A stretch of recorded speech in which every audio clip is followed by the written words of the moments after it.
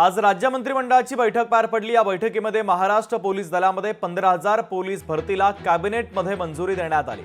सामाजिक न्याय आणि अन्य विभागाकडून राबवण्यात येणाऱ्या विविध कर्ज योजनेतील जमीनदाराच्या अटी शिथिल करण्यात आलेल्या आहेत। अनेक महत्त्वाच्या विषयांसंदर्भात या बैठकीमध्ये चर्चा झालेली आहे।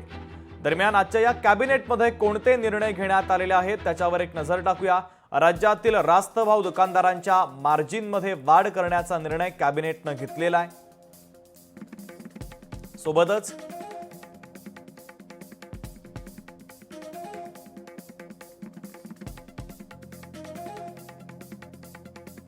सार्वजनिक वितरण व्यवस्थेच्या अंतर्गत शिधापत्रिकाधारकांना अन्नधान्य वितरणाचा निर्णय घेण्यात आला आहे। सोलापूर, पुणे, मुंबई हवाई प्रवासासाठी निधी देण्याचा निर्णय देखील कॅबिनेटच्या बैठकीमध्ये घेण्यात आला। सामाजिक न्याय अन्य विभागाच्या वतीने राबवण्यात येणाऱ्या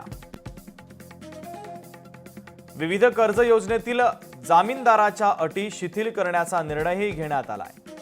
तर शासन हमीला 5 वर्षांसाठी मुदतवाढ देण्याचा निर्णय झाला।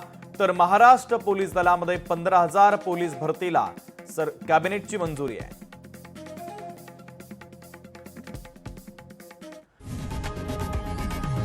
लोकशाही मराठी ऐका, पहा, जागरूक रहा।